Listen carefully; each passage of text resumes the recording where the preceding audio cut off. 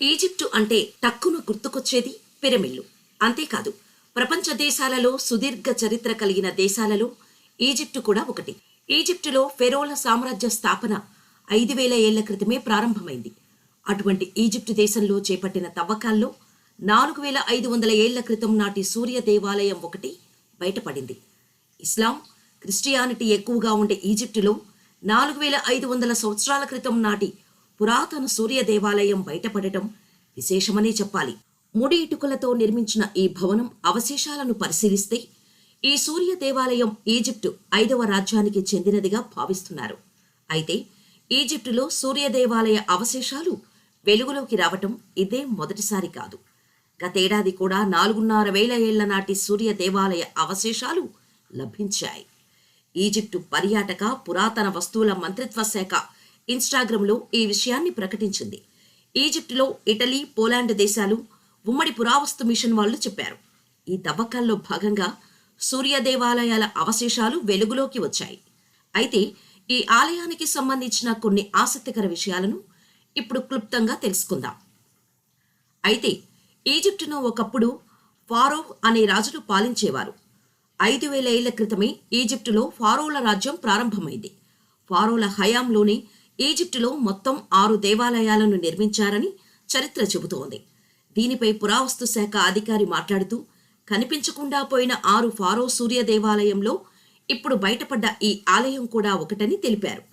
దాన్ని మేము తవ్వి తీస్తున్నామని చెప్పటానికి బలమైన రుజువు తమకు దొరికిందని తెలిపారు. అబూ ఘురాబ్లోని మరొక ఆలయంలో ఖననం చేయబడిన అవశేషాలను ఈ పరిశోధకుల బృందం కనుగొంది. పురావస్తు శాఖ అధికారులు జరిపిన పరిశోధనలో ఇది 3వ సూర్య దేవాలయమని, గత 50 సంవత్సరాలలో ఇదే మొదటిదని తెలిపారు. ఫారోలు సజీవంగా ఉన్నప్పుడే 6 సూర్య దేవాలయాలను నిర్మించారని, ఇప్పటివరకు 6 దేవాలయాలలో 2 మాత్రమే కనుగొన్నారు. సూర్య దేవాలయం అవశేషాల క్రింద త్రవ్వినప్పుడు మట్టి ఇటుకలతో చేసిన పాత స్థావరంతో పాటు మరొక భవనం ఉందని పరిశోధకులు గుర్తించారు. 1898లో ఒకసారి సూర్య దేవాలయాన్ని అధికారులు కనిపెట్టగా తాజాగా 2వ సూర్య దేవాలయాన్ని గుర్తించారు. ఈజిప్టు సూర్య దేవాలయాల మిస్టరీ.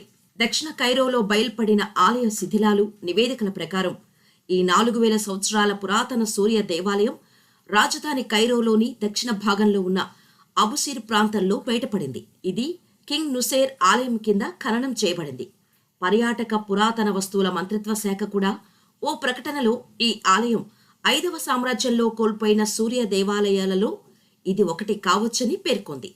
ఈ సూర్య దేవాలయం గురించి చరిత్ర పుస్తకాల్లో ప్రస్తావన కూడా ఉందని పేర్కొంది.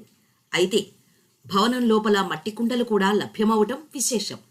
5వ సామ్రాజ్యంలోని 6వ పాలకుడి కోరిక మేరకు సూర్య దేవాలయంతో పాటు తన ఆలయాన్ని నిర్మించాడు.